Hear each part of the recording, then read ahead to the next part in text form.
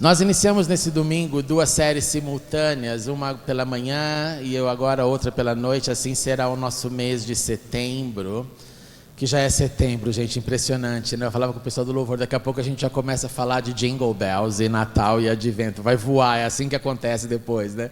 Que passa esse momento.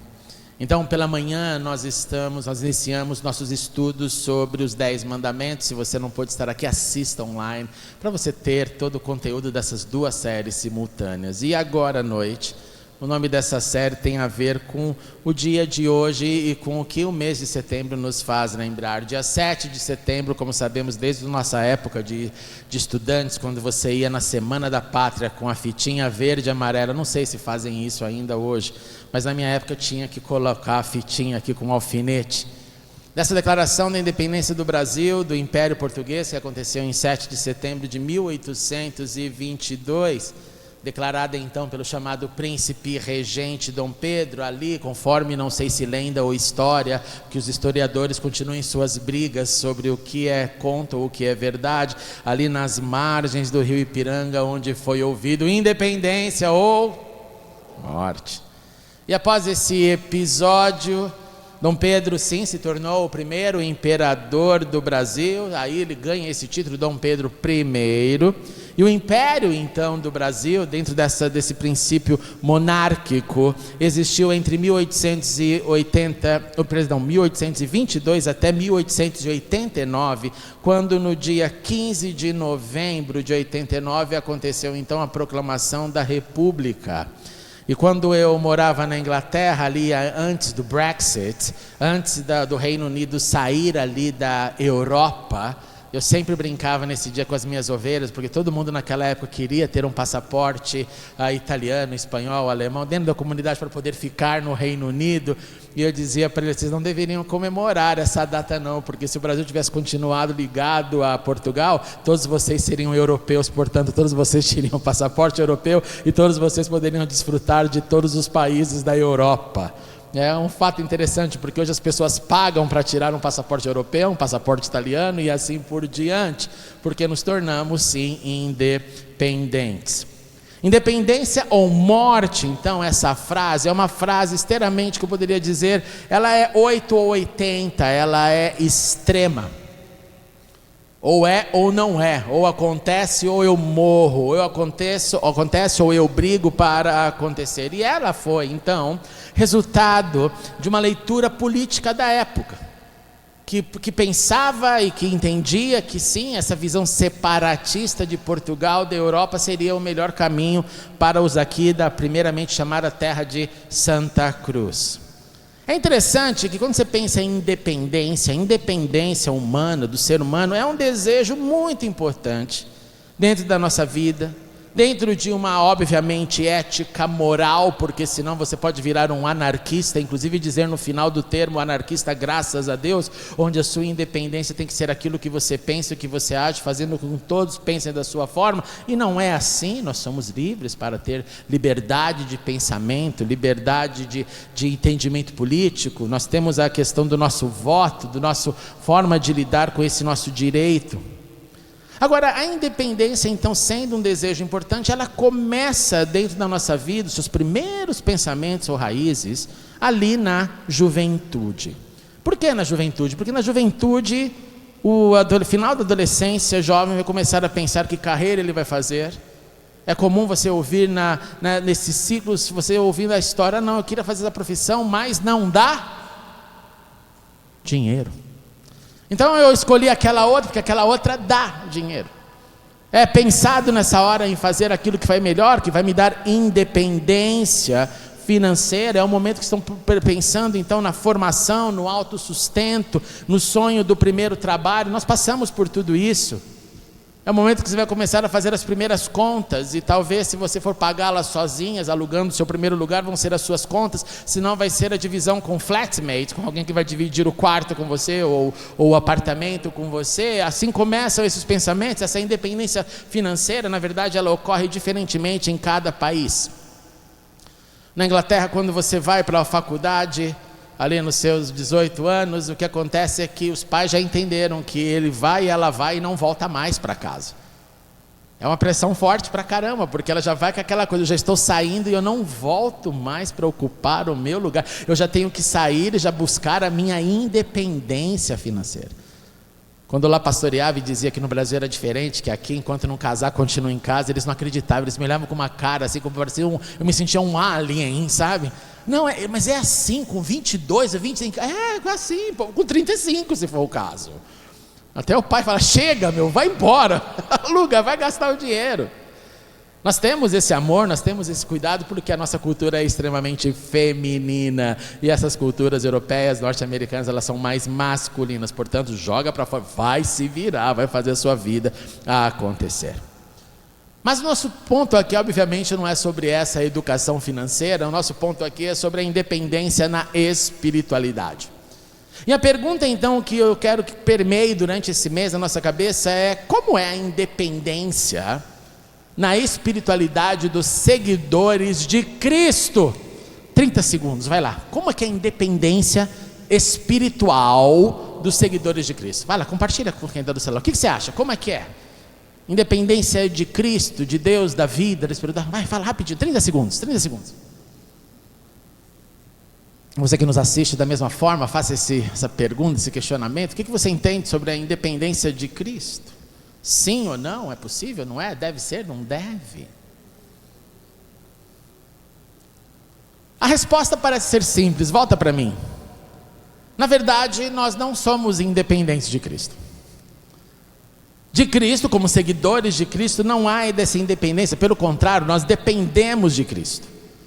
E por isso que chamei essa série para setembro de Dependo, porque eu confio.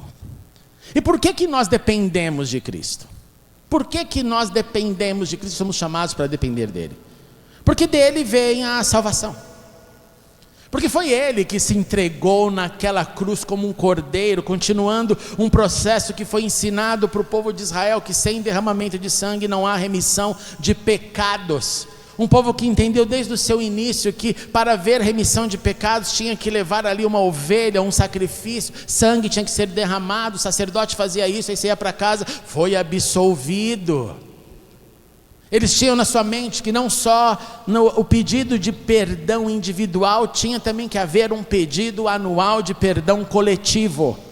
Quando se juntava toda a comunidade juntas no chamado dia do perdão, Yom Kippur em hebraico, e nesse dia um jejum de 24, 25 horas, todo mundo se preparando, todo mundo ali na presença de Deus, o sumo sacerdote entrava no lugar chamado Santo dos Santos para pedir perdão para o povo.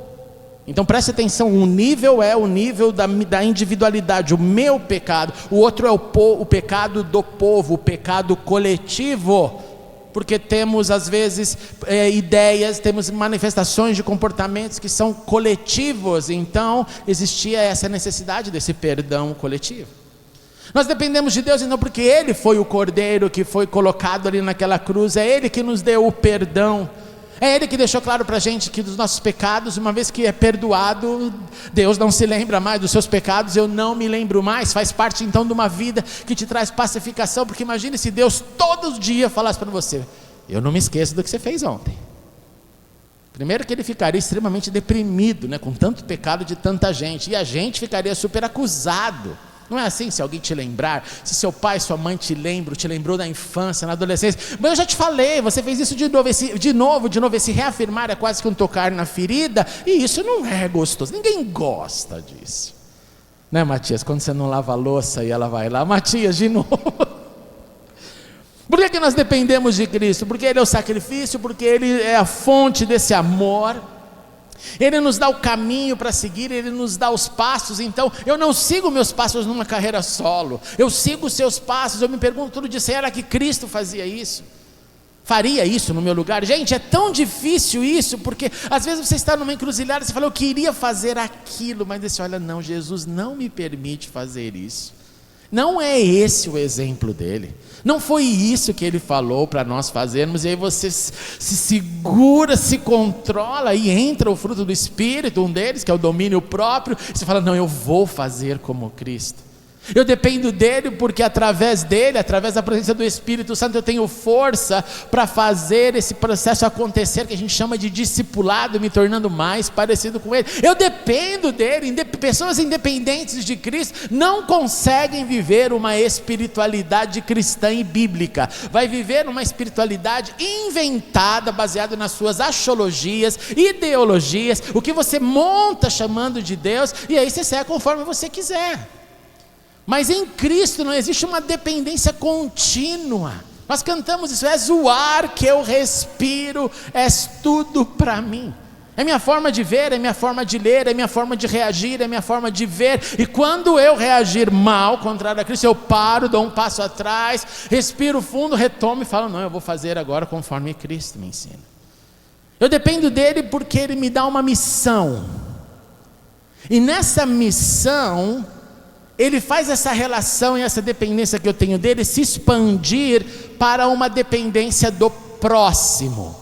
Lembra os 2 mandamentos? O primeiro é amar a Deus acima de todas as coisas, com toda a sua força, com toda a sua alma, com todo o teu entendimento. O segundo é amar o próximo como nós amamos a nós mesmos. Então nesse amor, nessa ideia de um horizontal e um vertical de relações, eu preciso também depender de você e você de mim. E quando eu dependo de você e você de mim, nós estabelecemos o que? Relações. Nós caminhamos naquilo que pode ser, e que a Bíblia chama de maneira linda, que há sim amigos que são mais chegados do que irmãos, do que gente da família. Eu dependo de você porque tem dias que eu estou extremamente fraco e o seu encorajamento me fortalece, e tem dias que você precisa do meu encorajamento. É uma relação então que não é simplesmente a falar: a minha espiritualidade é minha, sou eu com Deus e eu na minha cara. Se você fala isso, peça hoje perdão para Deus, porque esse nunca foi o caminho de Deus para você nem para ninguém. Essa carreira solo de uma espiritualidade solitária, não é para nós andarmos em banda, é para nós dependermos um do outro, porque juntos nós podemos fazer mais. Sim, eu acredito nisso, que sozinho você pode ir até mais rápido, mas juntos nós iremos mais longe. E aí a decisão é: se você quer ir mais rápido ou ir mais longe. E me parece que é melhor ir mais longe, não mais rápido. E essa dependência então, ela é treinada na vida. A gente vai desenvolvendo essa dependência de Deus e dos homens. E nesse processo de dependência de Deus e dos homens, às vezes nós nos sentimos completamente frustrados com Deus e com homens. Quando Deus não faz exatamente como eu pedi. Quando Deus faz conforme eu nunca imaginei. Quando Deus demora para ouvir a minha oração, e aí a minha dependência começa: mas Senhor, por que o Senhor demora tanto para resolver? No campo humano, quando o humano não faz aquilo que eu esperava, quando o humano é ingrato, quando o humano me traiu, então, aí essa dependência dele, tudo que a gente quer é ficar longe. Mas essa dependência, gente, de Deus e dos homens, é a forma que Deus nos deixou para viver, que é a antítese de toda e qualquer ideia de isolamento. Nós dependemos de Deus porque dele vem a redenção final. Porque dele e com ele virá uma eternidade. Ele foi enviado por Deus, e assim nós vamos seguindo, e assim nós vamos encontrando significado para viver aqui na terra, até o ponto que nós possamos falar como o apóstolo Paulo diz: olha, viver é Cristo, morrer é lucro. Porque viver é estabelecer o que Cristo é, o que Cristo quer fazer em mim, e morrer é encontrar-se com Ele. É finalmente falar: agora eu vou ter uma noção concreta do que é esse Deus que eu cantei todos os domingos durante a minha vida. Com isso em mente, entendendo então que nós dependemos de Deus e dependemos do outro, dependemos do próximo, e nós dependemos dele porque nós confiamos nele. Eu queria compartilhar alguns versos do livro de Provérbios, capítulo 3, versos 5 ao 6. A primeira frase diz o seguinte, nesse livro que é um livro de sabedoria dos céus: confie no Senhor de todo o coração. Confie. Você pode confiar. Davi disse no Salmo 37:5: entregue o seu caminho ao Senhor, confie nele e ele agirá. Confie nele com a sua vida, confie nele os seus dias, confie nele quando estiver doendo e quando estiver sorrindo, confie nele.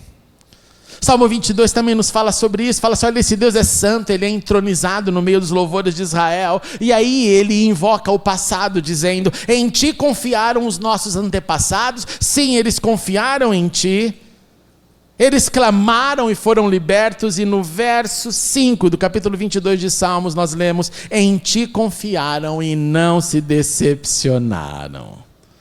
Há então são pessoas, testemunhas, experiências do passado de gente que confiou a Deus. Você quer ouvir sobre o que é confiar em Deus? Fale com o nosso pessoal da felicidade. Porque eles vão falar para você o que é confiar a Deus e como tem sido confiar em Deus com 70, com 80, com 90 e até 95 anos, como nós temos aqui algumas irmãs. Por falar nisso, essa semana eu vou estar com elas e com eles numa viagem, num congresso. Então ore por mim, porque elas vão abusar no açúcar, vai pedir que o anjo remova a diabetes, vai acontecer de tudo lá.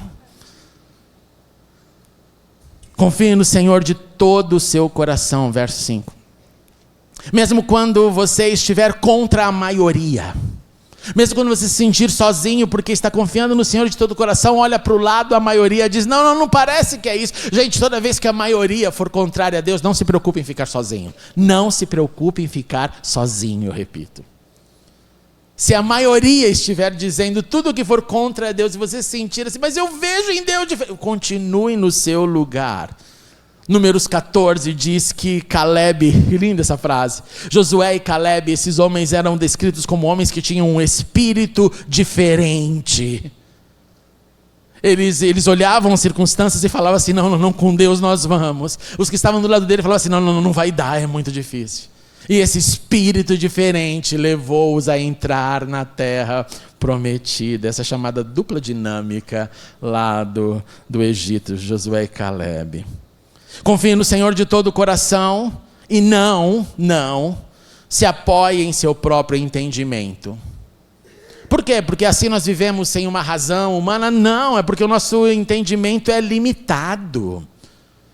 O nosso entendimento é limitado e nós não compreendemos e jamais compreenderemos tudo enquanto estivermos de olhos abertos. Só vai compreender tudo depois que você partir para a glória. Nosso entendimento é limitado e só podemos agradar a Deus com entendimento limitado através da fé, que sem ela é impossível agradar a Deus, como disse o escritor de Hebreus. Se apoiar então no próprio entendimento faz de você senhor e não servo. Porque daí sou eu que determino o que eu quero viver, o que eu quero crer, o que eu quero entender. Se apoiar no próprio entendimento, reduz a confiança e a dependência de Deus. Reduz a confiança e dependência de Deus, a dependência do próximo, porque é só decepção, eu não posso confiar mais em você. Eu não posso confiar tanto em Deus, porque eu não sei o que Ele vai fazer, está doendo, Ele está deixando doer. Porque daí eu estou me apoiando na minha própria leitura, e uma leitura humana em cima do divino, do sagrado. E Ele, os pensamentos deles, quem conheceu os pensamentos do Senhor? Nós não entendemos. Por isso que a nossa missão, então, é além de confiar, verso 6, reconheça-o em todos os seus caminhos. E assim, em todos os seus caminhos nos diz sobre além dos domingos, vivamos em Cristo em todos os lugares, todos os dias, todos os minutos, a partir do momento que a gente acorda, a gente tem a oportunidade de viver a Cristo. Gente, como isso é difícil, como isso é difícil.